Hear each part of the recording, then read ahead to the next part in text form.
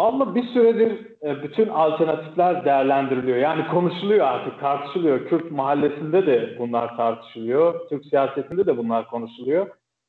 Çünkü artık trend yeni partiler trendi. Hani Türkiye'de şu an bir saat önce ben baktım. Yeni bir parti daha kurulmuş Muhammed. Çok ilginç. Uyanış Partisi. Türkiye'nin Evet. 103. partisi, Uyanış Partisi. 14 Aralık'ta yani 5 gün önce kuruluş dilekçesini vermiş. Kim olduğunu bilmiyoruz. Birkaç güne zaten Sarıgül'ün partisi de kurulacak. Ondan sonra Muharrem İnce, Ümit Özdağ falan da bahsediyor. Kürt cenahında da böyle bir şey başladı aslında. Başlayacak da muhtemelen. Biz de bir parti kuralım. Şimdi, evet, oklar Kürt Demokrat Partisi. Kürt Demokrat Partisi o parti mi deniliyor. O değil. Değiliz diyorlar ki zaten olsalardı kim der yani. Böyle bir şey açıktan muhtemelen söylemez ama Savcı Sayan niye zorladı, niye böyle bir şey yaptı onu da bilemiyoruz tabii. Çünkü muhtemelen kurulacak yeni Kürt alternatif partilerinin de bence kriminalize etmek için de olabilir. Yani bir alternatif parti çıkarsa o da kriminalize edilmek için de bu tür iktidar tarafından böyle manipülasyonlar da yapılıyor olabilir. Yani bu yönden de bakmak lazım. Şimdi önce Altan Tan'dan başlamak lazım. Altan Tan malum 2018 seçimlerinden önce HDP'den kopmuş. 2-3 dönem milletvekili yapmış. Daha önce zaten milli görüş geleneğinden gelen bir isimdi. Zaten 24 Haziran 2018 seçimlerinde de Saadet Partisi'nin İstanbul adayı olmuş bir isim. Önemli bir yazar, önemli bir siyasetçi, önemli bir entelektüel.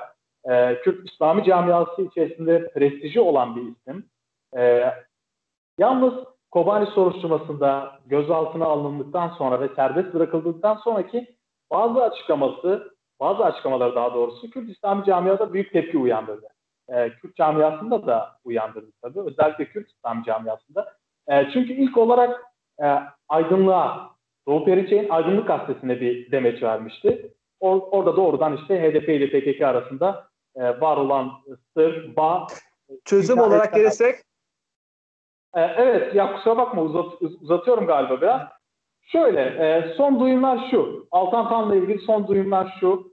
Kendisi bazı arkadaşlarıyla birlikte, içinde Davut Güler'in olduğu, İslam camiada tanınan, Ahmet Taş getiren gibi bazı isimlerin olduğu, bazı Kürt isimlerinin olduğu, Kürt İslami isimlerin özellikle olduğu bir ekiple, bir kadroyla yeni bir hareketin kuracağı, özellikle fikri bir hareketin kuracağı bir deklarasyon hazırlığı içerisindeler. Bir sürü Türkiye'nin meselesi. Yani bir parti kuruş aşamasından önceki adımı atıyor Altan Tan. Evet, aslında siyasi parti hareketi diyebiliriz buna. Bunun hazırlığı yapılıyor. Muhtemelen önümüzdeki günlerde de bu deklarasyon açıklanır. Bu deklarasyonda Kürt meselesine öncelik verdiklerini biliyorum. Benim de görüştüğüm kaynaklar da bunu söylüyor. Kürt meselesine geniş yer vermişler. Özellikle ana dilde eğitim gibi, yerel yönetimlerin özelliği gibi bazı maddeler önemli göze çarpıyor. Muhtemelen önce bir hareket kuracaklar. Bu hareketi bir deneyecekler. Kamuoyuna açıklayacaklar. Ondan sonra tutulursa ya da geri dönüşümlere göre parti kurma girişimleri olduğunu biliyorum. Peki bunu Demirtaş'la bağlantı kurabilir miyiz bunu? Hangi anlamda çok fazla?